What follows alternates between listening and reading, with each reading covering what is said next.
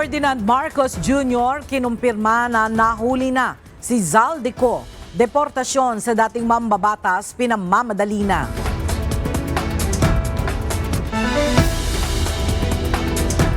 Presyo ng kada litro ng diesel posibleng mabawasan ng hanggang 16 pesos sa susunod na linggo. Higit 3 pesos per liter naman ang bawas sa gasolina.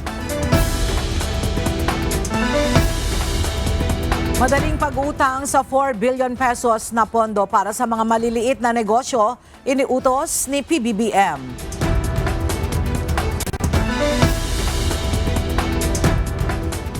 Pangulong Bongbong Marcos at Vice President Sara Duterte inireklamo sa COMELEC kaugnay ng campaign donations.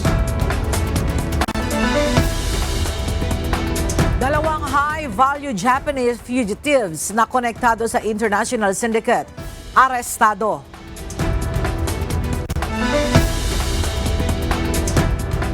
At Department of Health magsasagawa ng blood sampling sa mga residente sa Obando, Bulacan, kaugnay ng epekto ng sunog sa Nabotas landfill.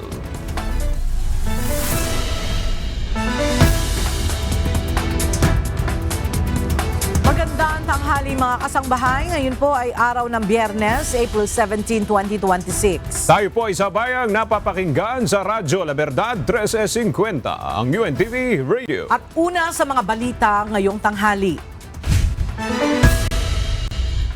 Nahuli na si Zaldico. Ito ang kinumpirma ni Pangulong Ferdinand Marcos Jr. kagabi sa kanyang FB post.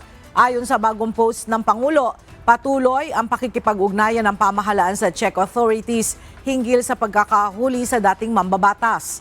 Sa latest information, kinumpirmang naharang si Ko sa German border matapos pumasok mula sa Czech Republic. Hindi na ito pinahintulutan pang makapasok. Sa halip ay ibinalik sa otoridad ng Czech na sa kasalukuyan ay nasa ilalim ng kanilang kustodiya. Nagpahayag naman ng kahandaan ng Philippine National Police na umasiste at sumuporta upang tiyak na maipatupad ang legal na proseso sa pagpapauwi at kapag nakauwi na sa bansa ang naarestong dating mambabatas. Si Ko ay isang mahalagang personalidad sa usapin ng malawakang korupsyon sa flood control projects at budget insertion. Pinamamadali na ni House Senior Deputy Minority Leader at mamamayang Liberal Party List Representative Leila de Lima sa mga otoridad ang deportasyon ni Zaldico matapos itong arestuhin sa Czech Republic. Samantala, pinalutang naman ng isa pang kongresista ang posibleng paghahain ng panibagong impeachment complaint laban kay Pangulong Ferdinand Marcos Jr. kasunod ng pagkakaaresto kay Ko. Ang detalye mula kay Rosa Licos live. Rosalie, may paraan bang binanggit si Representative De Lima kung papaano mapapabilis yung deportasyon ni Zaldico? Walang dapat sayangin na panahon ang gobyerno ng Pilipinas sa pagpapabilis ng deportasyon ni Zaldico. Yan ang giit ni House Senior Deputy Minority Leader at mamayang Liberal Party List Representative Leila de Lima. Pero wala siyang nabanggit na detalye sa pinakamabilis na paraan para magawa ito. Kasunod yan ang pagkakaaresto ni Ko sa Czech Republic. Ayon kay Representative de Lima, dapat harapin ni Ko ang mga kaso laban sa kanya, sumpaan ang mga aligasyon sa proper forum at ihayag ang lahat ng nalalaman niya at mga ebidensya sa mga investigasyong ginagawa kaugnay ng maanumalyang flood control projects. Dating ako Bicol Party List Representative si Ko at naging tagapanguna rin ng House Committee on Appropriations. Idinadawit si Ko sa umano'y kickback system sa flood control projects. Naharap si Ko sa graft at malversation cases kaugnay ng substandard flood control projects sa Nauhan, Oriental, Mindoro. Panawagan ni Congressman De Lima, sabay na isagawa ang mga investigasyon sa mga aligasyong dawit si Ko dahil gaya ng impeachment, hindi anya dapat ihinto ang paghahanap sa katotohanan hanggang mapanagot ang lahat ng mga kurakot. Samantala, pinalutang naman ni House Deputy Minority Leader at ACT Teachers Party List Representative Antonio Tino ang issue ng impeachment laban kay Pangulong Ferdinand Marcos Jr. kasunod ng pag-aresto kay Ko sa Czech Republic. Ito ay kahit sa kasalukuyan ay umiiral pa ang one-year ban sa paghahain ng panibagong reklamong impeachment laban sa presidente. Giit ni Representative Tino, sa oras na maibalik sa Pilipinas si Ko at ihayag ang lahat ng nalalaman nito, expired na ang one-year bar at panahon na muli ng panibagong impeachment laban kay PBBM. Dagdag pa ng makabayan lawmakers, sa pagbabalik Pilipinas ni Ko, magiging posible ang pagtestigo nito sa ilalim ng panunumpa kaugnay ng mga ginawa nitong pagbubunyag sa umano'y papel ni PBBM at ng iba pang matataas na opisyal ng pamahalaan sa isang corruption network na nagbigay daan umano sa maanumalyang alokasyon sa mga proyektong pang-infrastruktura. Balik sa iyo, Aga. Maraming salamat, Rosalie Co. Dadaan sa lifestyle checks ang mga kongresistang nasasangkot sa maanumalyang infrastructure projects na ipinatupad ng pamahalaan. Ayon sa Office of the Ombudsman, lifestyle check ang solusyon para malaman kung mayroon bang tinatagong yaman ang mga naturang public servants. May report si Evan Alvarez. Sa lifestyle check, magkakaalaman kung wala bang mga tinatagong yaman at ari-arian ang mga kongresistang dawit ngayon sa infrastructure scandal sa bansa. Yan ang gagawin ng Office of the Ombudsman matapos makuha ang kopya ng Statement of Assets, Liabilities and Net Worth o SALN ng 26 na mambabatas mula sa mababang kapulungan ng Kongreso. Yung first 26, we have already assigned them to the investigative teams to do lifestyle checks as well as further investigation. Ito po yung mga contractor na sinasabi ho natin. Hindi pinangalanan ni Clavano kung sino-sino ang mga ito, ngunit palatandaan niya ang mga kongresistang noon pa na iuugnay sa mga anomalyang proyekto dahil sa umano'y pagiging contractors. Inaasahan nilang maglalabasan ang conflict of interest sa gagawing pagsusuri na pwedeng gawing basehan para magsampa ng civil forfeiture cases. We will look at the SALN and see if they have declared their interests in the companies that we believe are contracting companies that have had contracts with the government. Samantala, hindi na nagbigay ng petsa si Clavano kung kailan sila muling magsasampa ng kaso. Ngunit tiniyak nito na hindi rin magtatagal at mayroon na muling haharap sa hukuman. Pero malapit na ho yan. Malapit na ho. There are senators, congressmen, and yung dalawa pong masterminds nung or master plunderers na sinasabi ni Ombudsman. Yung binanggit po ni Ombudsman dati, yung former speaker and the former Senate President. Plano namang ibenta ng Ombudsman ang itinurn over sa kanila ng Independent Commission for Infrastructure na 2 luxury vehicles ni dating Bulacan Engineer Bryce Hernandez na nahaharap ngayon sa kasong graft at malversation sa Sandigan Bayan. Ito'y upang maibalik sa kaban ng bayan ang milyon-milyong pisong halaga ng mga naturang sasakyan. Kaya we're looking at any legal remedy that can help us sell the property, preserve the amount, and perhaps consign it in court once there's a court proceeding. Patuloy naman ang pagsala ng Ombudsman sa mga ipinasa sa kanilang kahong-kahong mga dokumento ng ICI at pinipili ang mga datos na may malaking bentahe sa isinasagawa nilang investigasyon. So we want to make sure that we extract what is useful and make sure na ma-preserve natin yung information na yun. All the rest, of course, fluff na yun. Hindi na yun necessary or absolutely necessary sa investigation namin. Samantala sa ngayon, wala pang plano ang Ombudsman na isapubliko ang full report ng ICI. Ngunit pagtitiyak ng anti-graft body, kinikilala nila ang karapatan ng publiko na malaman ang katotohanan. Ngunit dapat rin anilang panatilihin ang integridad ng kanilang mga investigasyon. Evan Alvarez, UNTV News and Rescue. Diyos ang aming sandigan, serbisyo publiko ang aming pinahahalagahan. Ipinagpatuloy ngayong araw ng Sandigan Bayan ang pagdinig sa bail petition ni dating Senator Ramon Bong Revilla Jr. at iba pang akusado mula sa DPWH Bulacan 1st District. Sa ginawang pagdinig, mismo ang dating district engineer na si Henry Alcantara ang tumistigo laban sa mga ito. Ang detalye sa report ni Evan Alvarez Live. Evan, may mga pahayag ba si Alcantara na talagang makakapagpadiin sa mga akusado? Atin pong babalikan ang ulat na yan ni Ivan Alvarez. Tiniyak ng Department of Energy ang pagpapatupad ng mga hakbang laban sa mga antala sa supply ng kuryente ng mga power plant. Kasunod ito ng pagtataas ng yellow alert sa ilang grid kahapon. Narito ang ulat ni Joanne Nano.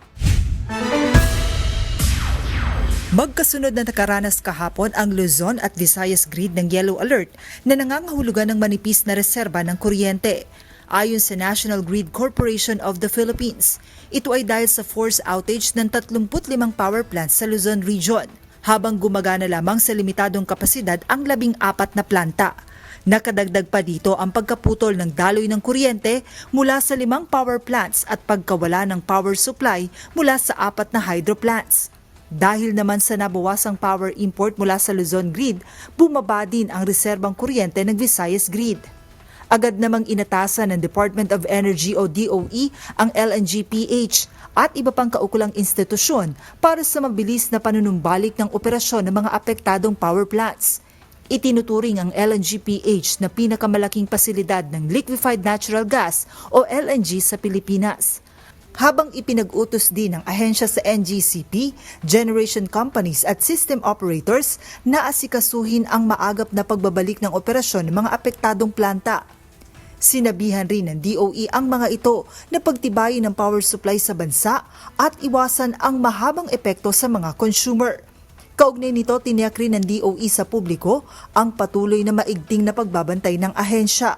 Gayon din ang pagpapatupad ng lahat ng mga kinakailangang hakbang upang protektahan ang power system reliability at mabawasan ng iba-ibang pagkaputol ng supply ng kuryente.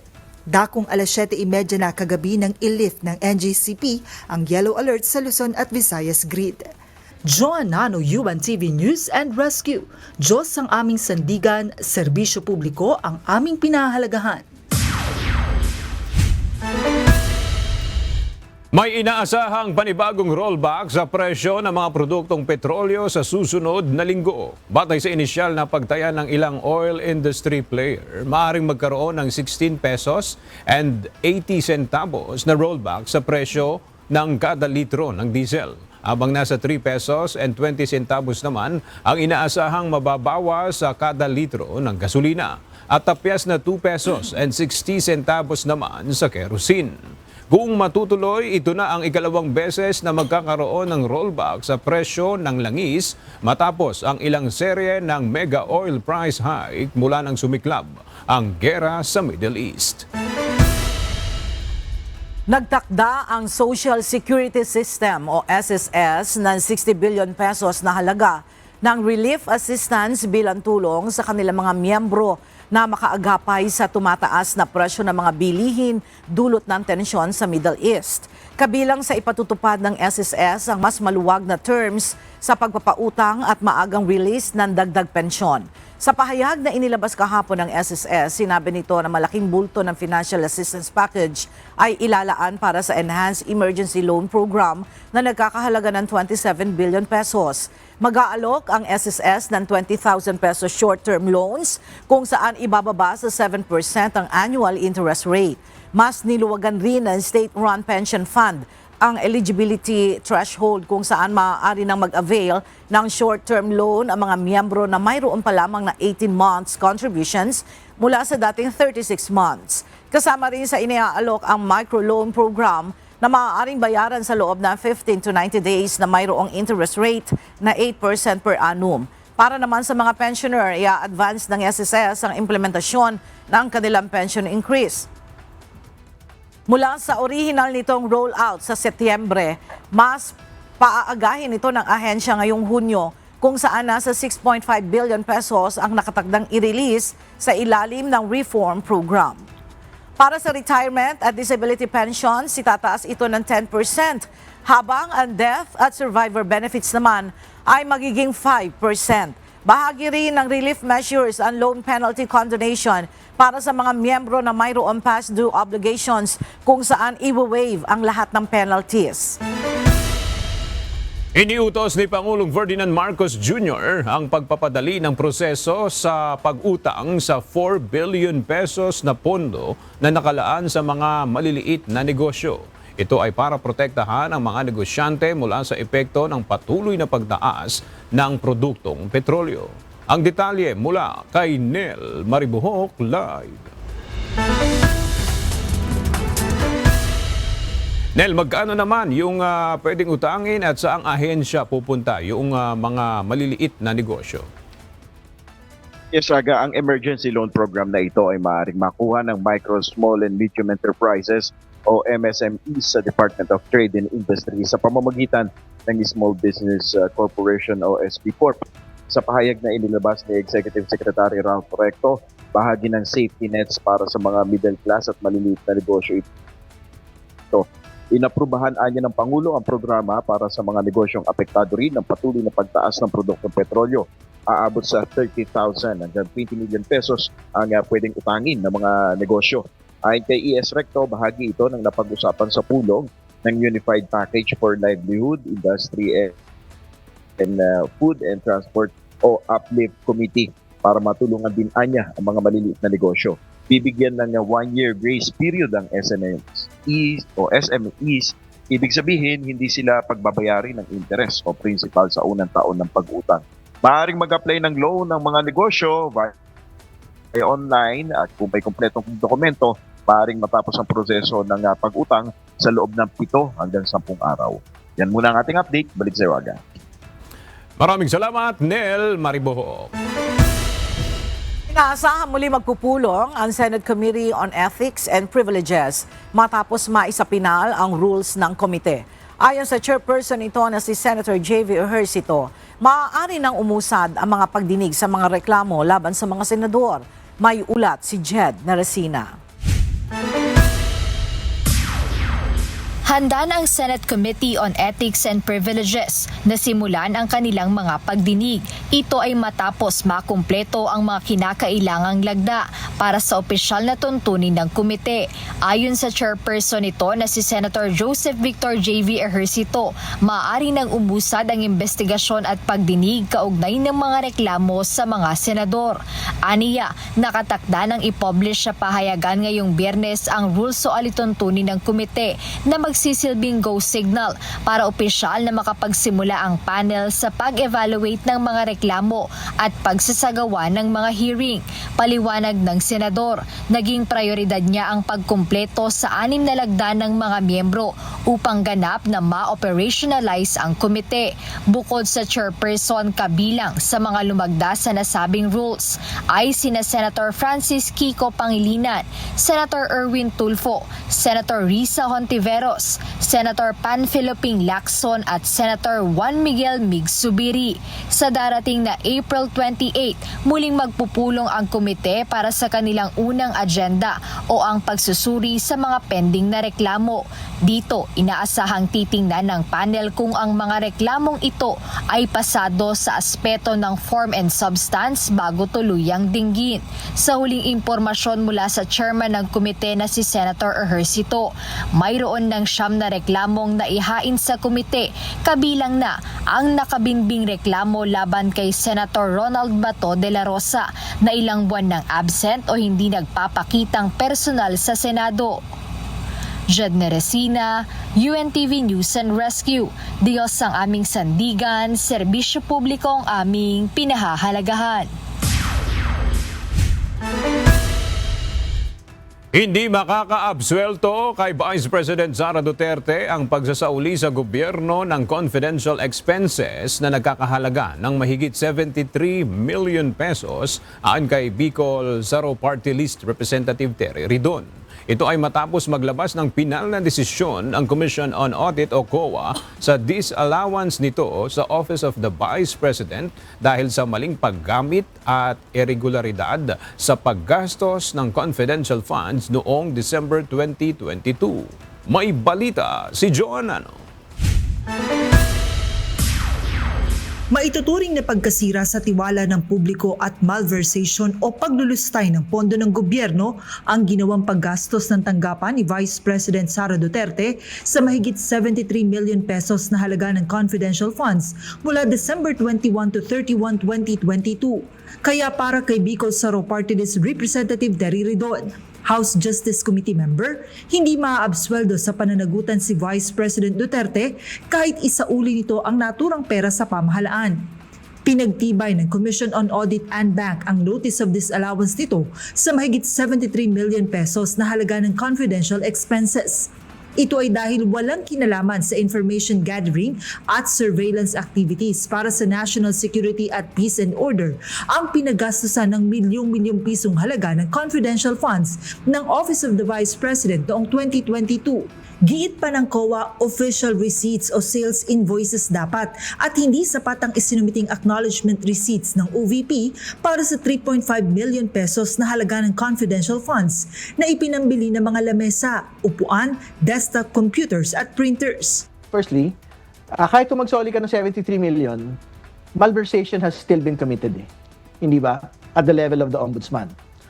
Even if you return 73 million, an impeachable offense has still been committed as far as the impeachment is concerned. It was still a betrayal of public trust. So, ibig sabihin, hindi ko nako-cure ng returning of an amount of money yung pong mga pagkakasala under the Office of the Ombudsman and under impeachment proceedings.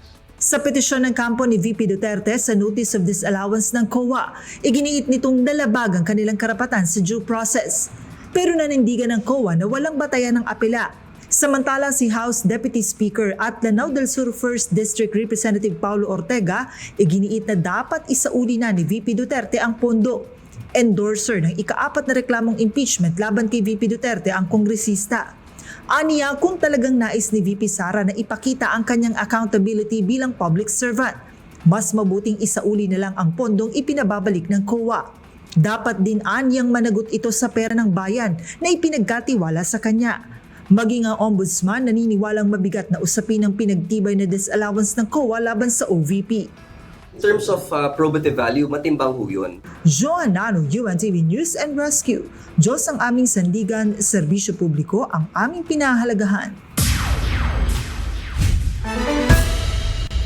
Hindi isinasantabi ng Navotas City Local Government Unit ang planong rehabilitasyon sa Navotas Sanitary Landfill sakaling tuluyan ng maapula ang sunog dito.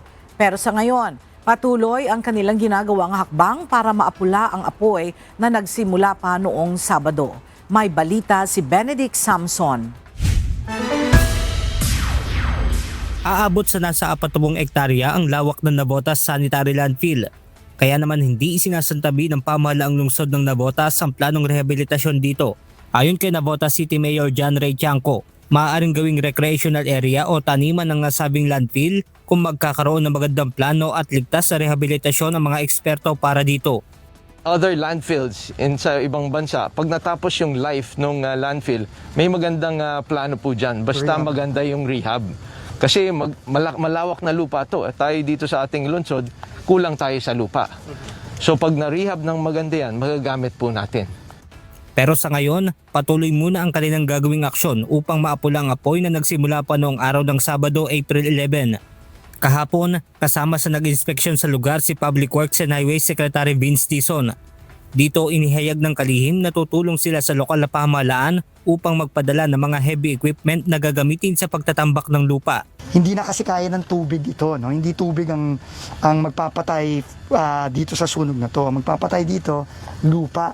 Kailangan tambakan ng lupa para mawalan na ng oxygen yung gas, no, para hindi na masunog. Mawalan na ng oxygen para mamatay na yung sunog. So yun ang game plan. Kailangan nga talaga dito madaming equipment. Yeah. Yun ang critical ngayon.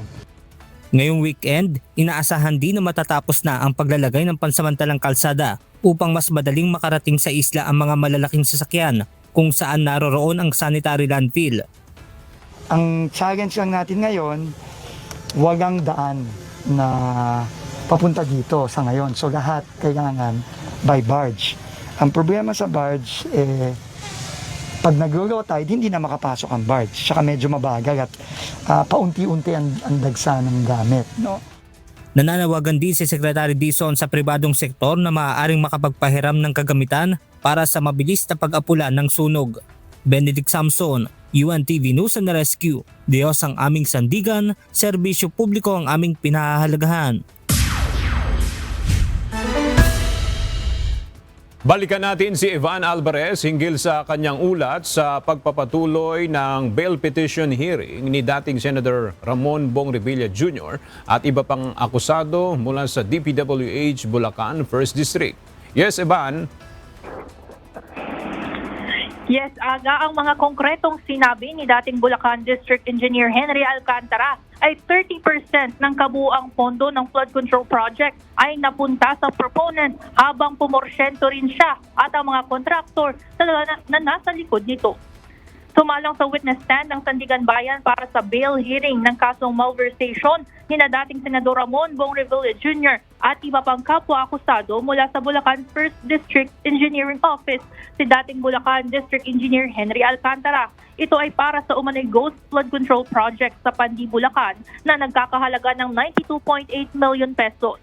Sa isinagawang cross-examination ng defense team, inihayag ni Alcantara na kay dating Bulacan Assistant Engineer Bryce Hernandez niya sinasabi ang porsyentong dapat matanggap ng mga taong may kinalaman sa flood control project, gaya ng proponent at contractor. Ayon kay Alcantara, kay Bryce Hernandez rin, iginawad ang proyekto bilang kontraktor at kasama rin ito si JP Mendoza. Matatandaang noong nakaraang pagdinig, sinabi ni Sally Santos na may-ari ng Sims Construction na pinapahiram niya ng lisensya bilang kontraktor si Hernandez. Ayon kay Alcantara, 3% ng kabuuang pondo ay napunta sa kontraktor habang 30% naman ang nakalaan para sa proponent. 1.5 o hanggang 2% naman ang kanyang nakuha. Si Revilla ang itinuturong proponent ng umano'y Ghost Flood Control Project sa Pandi, Bulacan. Ngunit nang tanungin ng Sandigan Bayan 3rd Division si Alcantara, hindi ito makapagbigay ng mga konkretong ebidensya gaya ng pirma o litrato na makakapagpatunay na si Senator Bong Revilla Jr. ang proponent ng proyekto at ang nakakuha ng kickback at advance payment mula sa proyekto. Paliwanag ni Alcantara, oral instruction lang umano kasi ang ibinibigay sa kanya ni Yusek Bernardo. Samantala, wala namang sinabing alam si Alcantara patungkol sa partisipasyon sa anomalya ni na RJ Dumasig, Coronel Mendoza, Emelita Watt at Cristina Pineda na mga kapwa-akusado.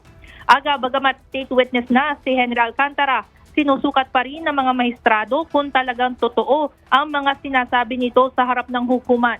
Kasalukuyang nagsasagawa ng mismong pagtatanong ang mga maestrado upang matiyak ang kredibilidad nito bilang testigo. Yan muna ang update mula dito sa Sandigan Bayan. Balik sa inyo dyan, Aga. Maraming salamat, Ivan Alvarez. Nagtipon-tipon sa Mindiola sa Maynila ngayong umaga ang mga miyembro ng transport group na Manibela. Bahagi ito ng kanilang huling araw na transport strike na kanilang sinimula noong Miyerkules, April 15. Kaninang umaga, nagtipon-tipon muna sila sa Welcome Rotunda sa Quezon City bago magmarcha pa Mindiola. Ayon sa National President nito na si Mar Balbuena, hindi nakatulong ang Service Contracting Program at dapat ding lakihan pa ang rollback sa mga produktong petrolyo. Inimpound na ng Land Transportation Office o LTO ang sasakyan na viral online dahil sa pagpupromote ng illegal drug racing sa pampublikong kalsada. Sa mga video ng kanyang Facebook page na Smoke Machine PH, mapapanood kung paano nito kinakarera ang ibang mga sasakyan, nagbubuga ng maiitim na usok at halos mabangga pa sa ibang kasalubong na sasakyan. Ayon sa LTO, patuloy nilang hahabulin ng mga gumagamit ng pampublikong kalsada para sa illegal na karera. Nagbabala ang Philippine Statistics Authority laban sa pagpiprint ng Digital National ID sa PBC o anumang material. Ayon sa ahensya, mahigpit itong ipinagbabawal sa ilalim ng Philippine Identification System Act. Ang sinumang lalabag ay maaring makulong ng 3 hanggang 6 na taon at pagmumultahin ng hanggang 3 million pesos. Pinayuhan din ang publiko na huwag tangkilikin ang mga nag-aalok ng ganitong serbisyo online. Samantala, pinag-iingat din ng PSA ang publiko laban sa mga nagpapanggap na empleyado ng ahensya. Paalala ng PSA, huwag basta ibigay ang personal na impormasyon sa hindi kakilala at makipag-ugnayan lamang sa mga lehitimong personnel ng PSA. Sinampahan ang reklamo sa Commission on Elections o COMELEC sina Pangulong Bongbong Marcos at Vice President Sara Duterte. Kaugnay ito ng tinanggap nilang donasyon noong 2022 elections. Ang detalye hatid ni Dante Amento live. Dante, anong partikular na akusasyon ang ibinabato ngayon sa Pangulo at Vice Presidente? Magandang tanghali, Ella. Partikular no paglabag sa Omnibus Election Code, Section 95C.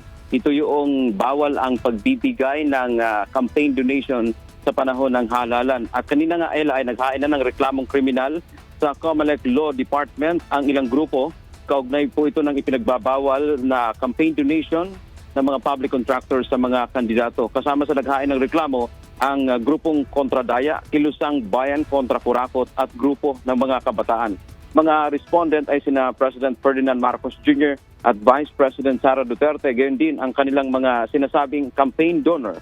Batay sa reklamo, tumanggap ng 20 million pesos si PBBM at 19.9 million pesos naman si VP Sara noong 2022 elections. Ang donor ni PBBM ay isang individual at korporasyon naman ang sa Vice Presidente. Kabilang po sa mga kino-question nating mga nag-donate kay Marcos at Duterte ay mga contractors na may kontrata sa gobyerno. Kaya dapat silipin kung ano ang dapat na pananagutan dito. Sa ilalim ng Omnibus Election Code, Section 95C, bawal ang kontratista o korporasyon na may kontrata sa gobyerno na magbigay ng campaign donation. Ayon sa mga complainant, kung bawal ang pagbibigay ng ipinagbabawal din ang pagtanggap sa ilalim ng parehong batas. Hiniling nila, Ella, sa COMELEC na magsagawa ng malalimang investigasyon sa issue. Yan ang ating update mula dito sa Maynila. Balik sa iyo, Ella. Maraming salamat, Dante Amento. Bumuo ng bagong specialized unit ang National Bureau of Investigation o NBI na tututok sa national security threat. Sa ilalim ng Administrative Order No. 09-2026, binuo ang Chemical, Biological, Radiological, Nuclear, and Explosive and Foreign Malay Influence Unit o ang NBI-CFMIU. Ayon sa NBI, ang naturang specialized unit ang mag-iimbestiga sa mga banta na ginamitan ng hazardous substance and explosives. Bukod dito ay tututukan din ng nasabing unit ang foreign malign influence activities tulad ng disinformation, cyber manipulation, covert interference na magdudulot ng pagkawala ng tiwala ng publiko at national institutions. Sa isang pahayag, sinabi ni NBI Director Attorney Melvin Matibag, layunin nito na mapalakas ang kanilang kapasidad sa pagdetect, pag-imbestiga at pagresponde laban sa banta sa seguridad na higit pa sa karaniwang krimen.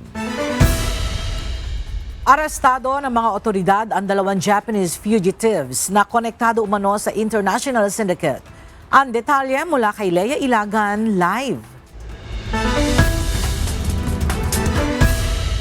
Lea, ano ang gagawin dyan sa mga nadakip na Japanese fugitives? Magandang tanghali sa iyo, Ella. Iti-turn over na ang mga ito sa Bureau of Immigration para naman sa kanilang deportasyon.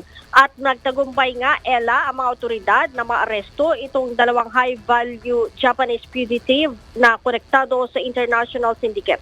Ayon sa Presidential Anti-Organized Crime Commission o PAOK at Bureau of Immigration, ang mga naaresto ay sina Sato Taiki at Masayuki Oyagi.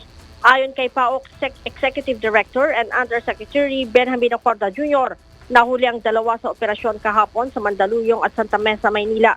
Nang pinagsanib na puwersa ng PAOK, Philippine National Police Intelligence Group, Bureau of Immigration Fugitive Search Unit at supporting units ng Armed Forces of the Philippines. Si Taiki ay sinasabing miyembro ng Dufig Group na sangkot sa mahigit sa 50 insidente na nakuwan sa Japan mula 2021 hanggang 2023. Siya rin ay mayroong warrant of deportation at kinukonsiderang undesirable alien. Samantala, si Oyagi naman ay miyembro ng JP Dragon Syndicate na isang transnational criminal organization na binubuo ng Yakuza affiliate Wanted ito sa Japan sa kasong theft at itinuturing ding undesirable alien. Sinabi pa ni Yusek Acorda, ginagamit ng mga suspect ang Pilipinas bilang base ng kanilang organized crime operations sa pamamagitan ng pagtatatag ng online workstation na nagsisilbing hub para sa telecommunication fraud.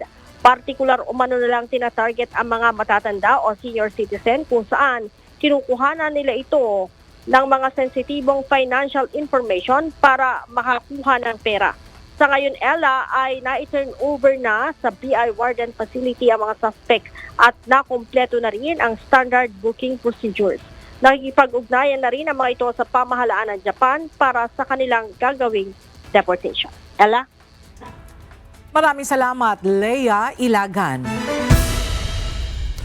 Bunsod ng nararanasang krisis ngayon sa enerhiya at hakbang sa pagtitipid ng konsumo sa kuryente, tinitignang paraan ng Department of Education ang paggamit ng solar power sa mga pampublikong eskwelahan sa bansa bilang long-term solution sa energy conservation. Narito ang balita ni Mia Alonzo. Pinag-aaralan ng Department of Education o DepEd ang solarization o paggamit ng mga solar power sa mga eskwelahan.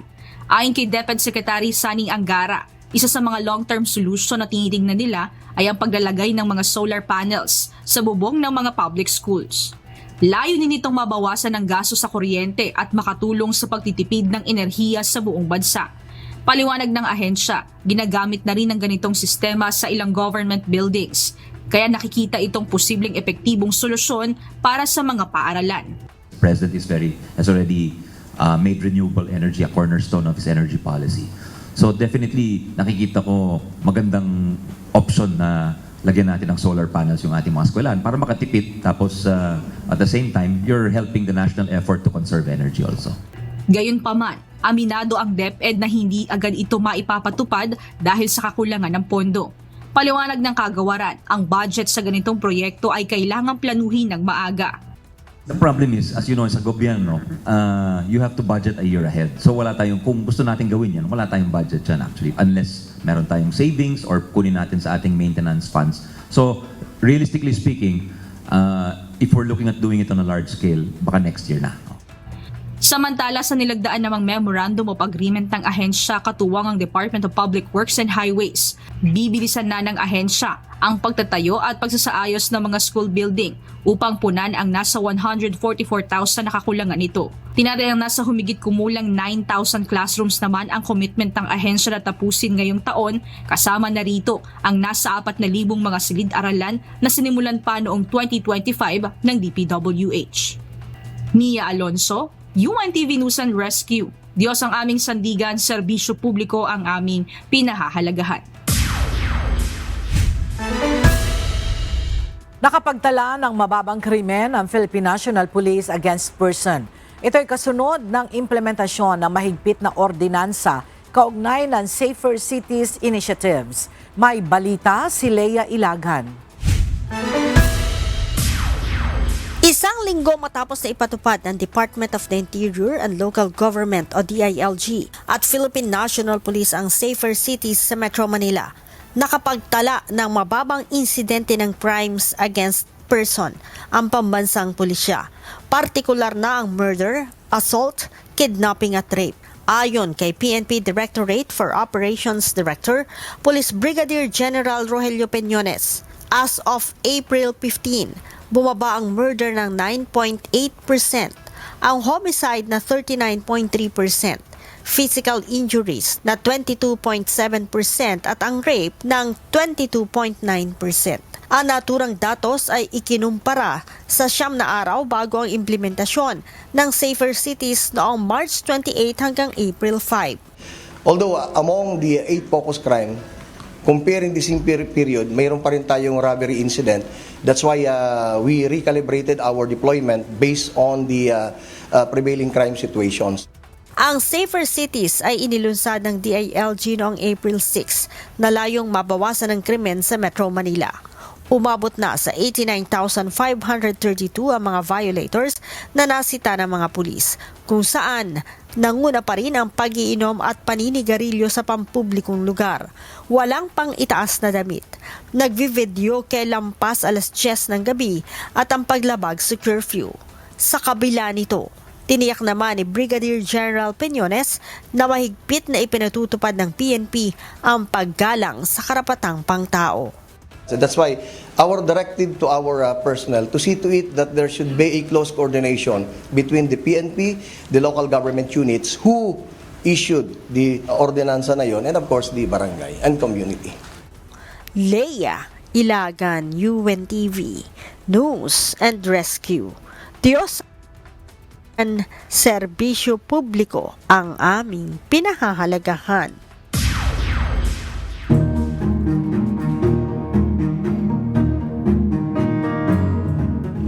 Bumisita ngayong araw si Pangulong Ferdinand Bongbong Marcos Jr. sa Vegetable Trading Post sa La Trinidad, Benguet. Ito ay upang personal na makita ang sitwasyon doon sa gitna ng mga reklamo ng mga magsasaka sa sobrang babang presyo ng gulay at mataas na gastos sa produksyon at transportasyon ng kanilang ani. Mula sa La Trinidad, Benguet, makibalita tayo kay Grace Doctolero live. Grace, ano yung mga natukoy na problema dyan at ano yung mga hakbang ang ipapatupad ng pamahalaan? Yes, Aga, sa aktual na pagbisita ni Pangulong Ferdinand Marcos Jr. sa La Trinidad Vegetable Trading Post at BAPTC Benguet Agri-Pinoy Trading Center, naging malinaw ang dalawang malalaking issue. Una, sobrang baba ng presyo ng gulay na hindi na kayang bumawi ng mga magsasaka. At ikalawa, mataas na gasto sa transportasyon dahil sa mahal na langis. Bilang agarang tugon, ipinatupad ng pamahalaan ang 10 pisong discount sa diesel sa pag-waive ng ilang local fees at pansamantalang libreng toll para sa mga agri-truck upang mabawasan ang gastos sa paghahatid ng produkto. Sa pag-inspeksyon ng Pangulo, direkta niyang nakausap ang mga magsasaka na nagrereklamo sa sobrang babang presyo ng kanilang ani, habang mataas naman ang gasto sa transportasyon dahil sa diesel. Ayon sa Pangulo, ang sitwasyon ay kaugnay pa rin ng pagtaas ng presyo ng langis sa pandaigdigang merkado na ipinalala ng giyera sa Middle East. Dahil dito tumaas ang freight cost na nakaapekto sa galaw ng mga gulay mula sa mga bulubunduking lugar papunta sa pamilihan. Bilang agarang tugon, ipinatupad ang 10 pesos discount na diesel para sa mga agri-truck, pag-waive ng ilang local government charges at pansamantalang pagtanggal ng toll fees na umaabot sa 1,000 hanggang 3,000 kada biyahe. Dahil sa pagtaas ng presyo ng diesel ay hindi na binababa ang mga gulay na galing dito sa mountain province, dito sa mga mountainous areas. Kaya tinignan natin, hinanapan natin ng paraan. Kaya unang-una, binaba natin ang presyo ng diesel ng 10 piso. Tapos yung mga charges ng mga local government, winave na muna. Tapos tinanggal na rin natin ang toll fee sa mga para sa mga truck na bumababa. Yung 10-wheeler yata 3,000 ang binabayad, yung 4-wheeler 1,000 ang binabayad. Ngayon hindi na sila kailangan magbayad. Samantala, ayon naman kay Department of Agriculture Secretary Francisco Chu Laurel Jr., malaking epekto ang mataas na freight cost at mga isyu sa produksyon kung saan o kung bakit bumababa ang farm gate price ng mga gulay. Dagdag pa ng kalihim, magkakaroon ng fuel subsidy na 10 piso kada litro para sa mga truck. Depende sa laki nito at isasama sa tupad program ang mga driver at pahinante para may dagdag na kita. Para naman sa mga magsasaka, may suporta rin sa binhi, abono at mga programang pangkabuhayan upang makabawi sila sa pagkalugi. Meron din tayong nakuhang tupad para sa mga driver at pahinante para nga yung freight cost na i-charge nila yung combination ng tupad tsaka yung discount na 10 peso per liter will be combined at yung savings nun dapat mapunta sa farmer, no? Tapos sa farmer level naman, besides the seed and fertilizers, yung mga talagang malaking tama ng problema na to, ay bibigyan din sila ng tupad to be para pag magamit nila sa pag-land prep, pag-dulinis ng mga kanal nila. Kaugnay nito, inaprubahan din ng Pangulo ang pagtatayo ng processing center at pag-rehabilitate ng mga cold storage facility sa Benguet para mas mapahaba ang buhay ng mga gulay at maiwasan ang sobrang supply na nagdudulot ng pagbagsak ng presyo. Ayon sa pamahalaan, patuloy ang paghahanap ng mas pangmatagalang solusyon para mabalanse ang presyo ng gulay at masiguro na hindi malulugi ang mga magsasaka sa kabila ng epekto ng pandaigdigang krisis sa langis. Aga sa hiwalay na aktibidad ay makikita din ang pagbisita ng Pangulo, kapansin-pansin ang pagkarga ng libo-libong kilo ng gulay mula sa 2 trading centers sa Benguet. Tinatayang higit sa 2 tonelada ng iba't ibang highland vegetables ang nabili ng Pangulo na planong ipamahagi sa mga residente sa Metro Manila. Kabuang 4 na bus ng Office of the President ang napuno ng mga gulay mula sa Baptisi Benguet Agri-Pinoy Trading Center at La Trinidad Vegetable Trading Post bilang bahagi ng inisyatiba ng pamahalaan para direktahang maihatid ang produkto mula sa mga magsasaka patungo sa mga consumer. Yan muna ang balita mula dito sa La Trinidad Benguet. Balik sa iyo, Aga. Maraming salamat, Grace Doctolero. Nagpakawala ng 52,000 common carp fingerlings ang Bureau of Fisheries and Aquatic Resources, katuwang ang National Irrigation Administration sa Bayoan Dam at Benliu Dam sa probinsya ng Bohol. Sa bilang na ito, 26,000 fingerlings ang pinakawalan sa Benliu Dam sa Ubay, Bohol. At ang kalahati ay sa Bayongan Dam sa San Miguel, Bohol. Layunin ng hakbang na ito na palakasin pa ang produksyon ng pangisdaan at bilang suporta na rin sa food production ng probinsya. Ganoon din ang patuloy na mabigyan ng kabuhayan ang komunidad. Pinasimulan ng Department of Social Welfare and Development o DSWD ang pamimigay ng 5,000 cash relief assistance para sa mga tricycle drivers ng Camarines Norte at Albay kahapon, April 16. Sa probinsya ng Camarines Norte, nasa 1,930 ang mga naging kwalipikadong benepisyaryo nito. Samantala, sa lalawigan ng Albay ay umabot naman sa 1,992 ang nabigyan ng cash assistance. Ito ay bilang suporta at tulong pinansyal sa kanilang pangkabuhayan sa gitna ng krisis at pagtaas ng presyo ng produktong petrolyo na dulot ng kaguluhan sa gitnang silangan. Nasa mahigit 13 million pesos na cash assistance ang inilaan para sa mga magsasaka ng tubo sa Northern Negros Occidental na sinimulang ipamigay ngayong araw, April 17. Batay sa tala, nasa 5,862 na magsasaka ng tubo na nakarehistro sa Registry System of Basic Sector in Agriculture o RSBSA. Ang benepisyaryo ay mula sa mga bayan ng Ibi Magalona, Manapla, at mga lungsod ng Victoria, Cadiz, Talisay at Silay. Ayon kay Negros Occidental 3rd District, Javi Benitez, ang pondo ay nagmula sa Department of Agriculture at aprobado sa Bicameral Conference sa ipinasang national budget. Naka-schedule ang payout hanggang Sabado, April 18. Magsasagawa ng blood sampling ang Department of Health sa mga residente ng Ubando, Bulacan na apektado ng usok na mula sa nasusunog na sanitary landfill sa Nabotas. Mula sa Ubando, Bulacan, makibalita tayo kay Nestor Torres live. Nestor, kailan sisimulan yung blood sampling at sino-sino yung target na makuna ng dugo? Magandang tanghali, Aga. Bukas nga ay nakatakdang kuhanan ng blood sample ang mga residente sa isla ng Barangay Binuangan at Salambao, kasama na rin yung mga nagkakasakit. Ayon sa DOH, sa pamamagitan ng blood sample, malalaman nila kung gaano kadelikado yung usok na pumapasok sa kanilang katawan. Pero sa ngayon, nagtungo muna ang DOH dito para magbigay ng mga hygiene kit bilang proteksyon sa mga nalalanghap nilang usok. Pasado alas 8 kanina umaga nang bumisita dito sa evacuation center sa Barangay Paliwas, Obando National High School si DOH Secretary Teodoro Ted Herbosa kasama si DOH Undersecretary and Spokesperson Albert Francis Domingo at Obando Mayor Leonardo Baleda.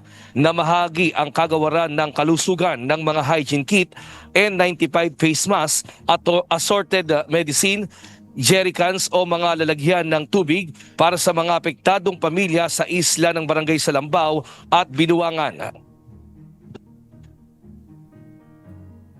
Kung lalabas kayo, hindi talaga maiwasan, magsuot minimum N95 mask. Hindi po pwede yung surgical mask. Kung hindi mo kailangan lumabas, wag lalabas. So, kung ang bahay mo naman secure, sara ang bintana, sara ang pinto, lagyan ng basahan yung mga space. Pero kung ang bahay mo naman talagang butas-butas or air condition, naturally air condition, papasok, mas maganda pumunta na lang kayo sa evacuation center. Sa tala naman ng Municipal Health Office ng Obando, umabot na sa 47 ang bilang ng mga nagkakasakit ng ubo, sipon at lagnat. 30 ay sa isla ng Salambao at 17 naman ay sa Binuangan. Ayon kay Secretary Ted Herbosa, delikado sa katawan ang nalalanghap na usok mula sa nasusunog na landfill. Kaya naman magsasagawa na sila ng blood sample para malaman ang sitwasyon ng kalusugan ng mga apektadong residente sa isla. Titingnan niya yung mga high risk, yung mga nagkonsulta, may naramdaman, at iba pa kahit walang naramdaman, kukunan din ng blood sample para makita kung tumataas sa dugo nila yung sulfur at saka yung methane na pati carbon monoxide kasi didikit sa hemoglobin yun tapos pwede kang mamatay talaga. Samantala, unang kukuhanan ng blood sample ang nasa isla pa rin hanggang ngayon na hindi pa lumilika sa evacuation center. Mas prone kasi sila dahil sa tagal nilang hindi umaalis sa isla malapit sa nasusunog na landfill sa Navotas. Aga sa sitwasyon ngayon dito sa evacuation center ay kasalukuyan ngayong ibinibigay yung pagkain para sa kanilang pananghalian. At dumating na rin sa aking likuran itong DSWD kung saan nga ay kinakausap na rin yung ating mga kababayan. At dito sa lugar na ito, meron silang mga modular tent na matutulugan na 11 at yung 7 classroom ay unukupahan na rin para sa mga residente. At ngayon nga ay meron ditong 4 na pamilya na dumating mula sa isla ng Salambao na lumikas din sa oras na ito. At yan muna ang ating latest live mula dito sa Obando, Bulacan. Balik sa iyo. Aga? Maraming salamat, Nestor Torres.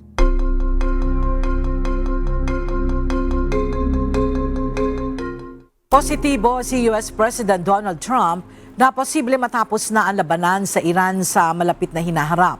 Ayon sa Pangulo, nagpahiwatig na ang Iran ng kanilang kahandaang suspendihin ang kanilang nuclear program sa loob ng 20 taon. Nakadagdag din ang pagpapatupad ng 10 araw na ceasefire sa Lebanon at Israel na isa sa mga kondisyong inilatag ng Iran upang makipagkasundo sa US. Iran wants to make a deal, and we're dealing very nicely with them. We've got to have no nuclear weapons. If we do, that's a big factor. And they're willing to do things today that they weren't willing to do 2 months ago. And the big thing we have to do is we have to make sure that Iran does not have a nuclear weapon, because if they do, you want to talk about problems, you'd have problems. So very important is that Iran does not have a nuclear weapon, and they've agreed to that. Iran's agreed to that, and they've agreed to it very powerfully. We have a lot of agreement with Iran, and I think something's going to happen very fast. And I think the blockade is doing very well. It's no ship is even thinking about entering. No ship is going past our navy.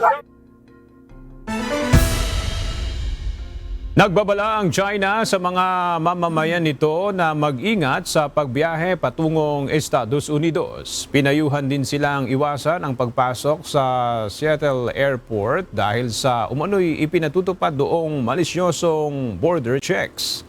Ayon sa Foreign Ministry ng China, ilang Chinese scholars ang hindi pinapasok sa kabila ng may valid visa. Hinimok ang mga biyahero na maging mahinahon at mapagmatsyag kung sila ay sasailalim sa investigasyon ng US authorities.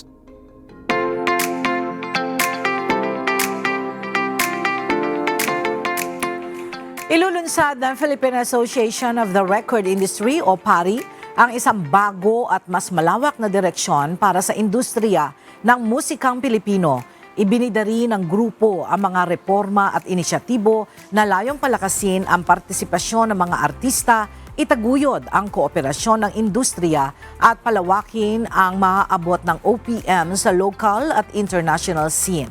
May balita si Mia Alonzo.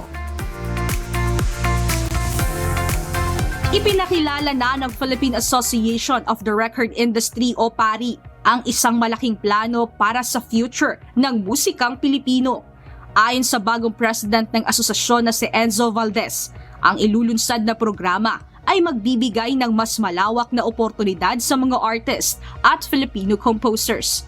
Sa darating na 39th Awit Awards, bubuksan na ang pagsali para sa mga independent o non-member artists na mangyayari sa kauna-unahang pagkakataon. Ipinakilala rin ang pagbuo ng Awit Voting Community o AVC na siyang pipili ng mga final nominee at winners, kabilang sa magiging kwalipikadong miyembro ng AVC, ang mga judges ng Awit Awards at mga finalists sa nakaraang 5 taon, kasama ang mga itinalagang kinatawan mula sa mga corporate at associate member labels ng PARI.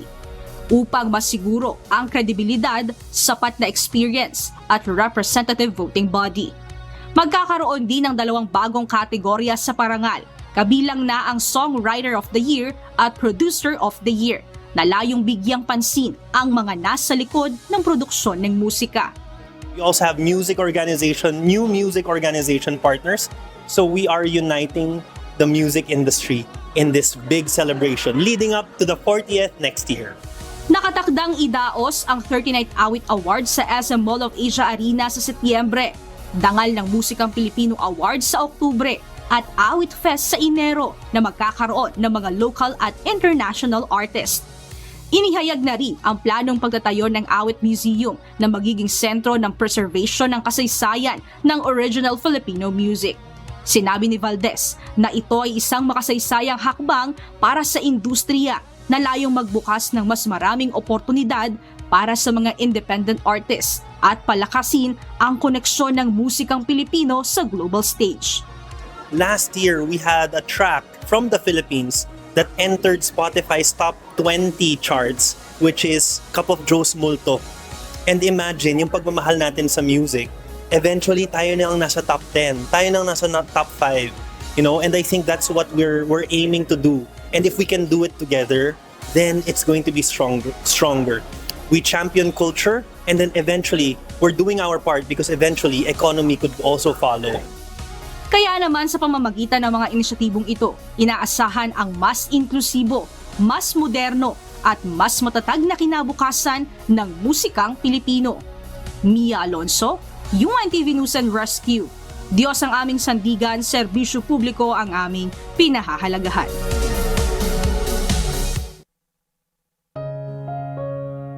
At sa ating pong iiwang mga salita ng Diyos na ating sandigan mula sa aklat ng 2 Korinto, Kapitulo 5, versikulo 7, na nagsasabi, sapagkat nagsisilakad kami sa pamamagitan ng pananampalataya, hindi sa pamamagitan ng paningin. At yan ang mga balitang aming tinutukan at inaksyonan dahil sa aming pagbabalita, una, ang pagkalinga sa kapwa. UNTV CE News, may balita saan mang panig ng daigdig. At dito sa UNTV, Diyos ang aming sandigan, serbisyo publiko ang aming pinahahalagahan. Magandang tanghali at Happy Weekend!